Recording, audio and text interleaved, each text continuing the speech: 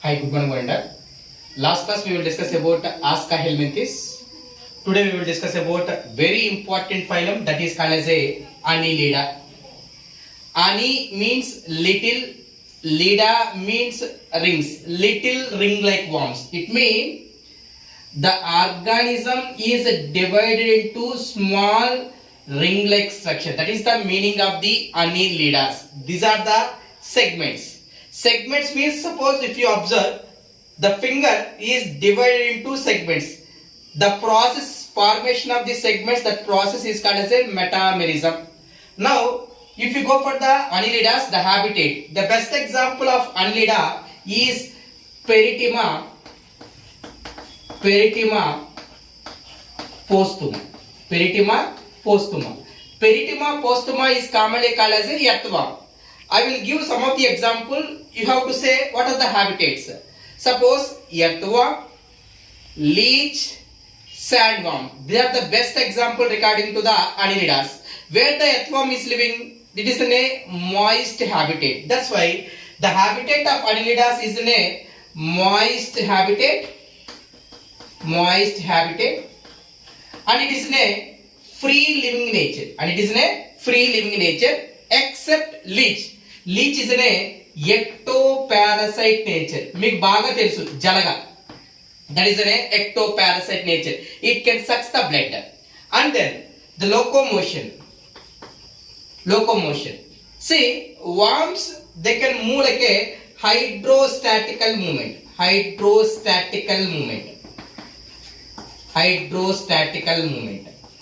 See, hydrostatical movement means, now this one is an organism. An organism, they having a fluid is present.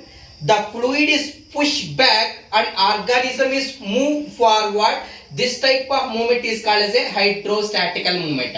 Not only locomotion is through the hydrostatical movement. Now, every segment, this is the body, every segment, if you observe earthworm, they having a segments, every segments, they having a small thread-like structure. This small thread-like structure is called as a setae. Is called as what? Setae. By the presence of the setae, the locomotion takes place. And then, one very important one for Nereis. I will write here. Nereis is commonly called as a sandworm. In Nereis, on each segment, they having a small thread-like structure. This small thread-like structure is called as a parapodia. This parapodia is useful for locomotion. That too mainly useful for the swimming purpose. That's why setae is also useful for the locomotion, but the specialized structure is present in the Nereis. Nereis is commonly called as a sandworm. In this, the parapodia is useful for the locomotion. That too mainly useful for the swimming purpose. That is regarding to the locomotion. And then layers. It is in a triploblastical nature. And then the symmetry is in a bilateral symmetry. And then the first time, the true coelom can be seen in Annelidas. That's why if you observe in Platyhelminthes, the type of coelom is the acoelom. In Asca helminthes, the type of coelom is the pseudocoelom. The first time, true coelom can be seen in the Annelidas. Now here the coelom is what coelom? True coelom. Previous class I already said the coelom, the true coelom, mainly two types. One is the schizocoelom, another one is the enterocoelom. This in Annelida, Arthropoda and Mollusca, the type of coelom is the schizocoelom. I can explain later what is the differentiation between the schizocoelom and the enterocoelom. And then, if you observe, very important one, the first time closed circulatory system, this is the circulatory system. The first time closed circulatory system, and they having a blood vessels, and they having a 4 pairs of heart is present. 4 pairs of heart is present. It is a specialized character. Previously, we have not observed the closed circulatory system. The first time in Annelidas, we can observe the closed circulatory system.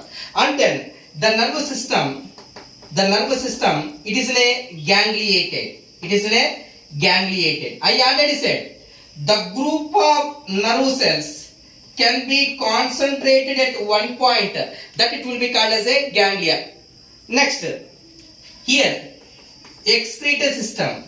Here the excretory system is through the nephridia. See, here they having a three types of nephridia will be present. Regarding to this nephridia, we will discuss about later. This nephridia is an excretory organ that is present in the annelidas. And then respiration. The respiration is through skin. That respiration is called as a cutaneous respiration. That respiration is called as what respiration? Cutaneous respiration. And then the reproduction. The reproduction is a sexual reproduction is takes place. And then fertilization, they having a two types of fertilization. Either it is a internal fertilization or external fertilization. When the fertilization is takes place inside the body, that fertilization is called as a internal fertilization. When it will be takes place outside of the body, that fertilization is called as a external fertilization. And also here the development is direct development is takes place and indirect development is takes place.